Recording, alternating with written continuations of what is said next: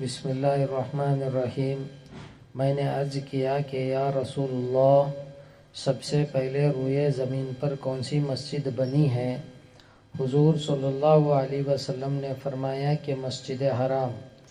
انہوں نے بیان کیا کہ پھر میں نے عرض کیا اور اس کے بعد فرمایا کہ مسجد اقصی یعنی بیت المقدس۔ میں نے عرض کیا ان دونوں کی تعمیر کے درمیان میں کتنا فاصلہ رہا ہے؟ آپ صلی اللہ علیہ وسلم نے فرمایا کہ 40 سال۔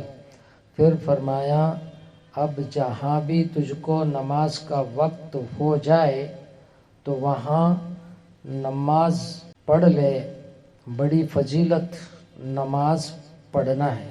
پہلی دفعہ ہمارے چینل پر آئے ہیں، لائک کرے، شیئر کرے، کمنٹ کرے اور سبسکرائب کرے۔ ہمارے جو بھی ویڈیو اپلوڈ کریں گے آئندہ نوٹیفیکیشن سب سے پہلے آپ کو ہی ملے گی۔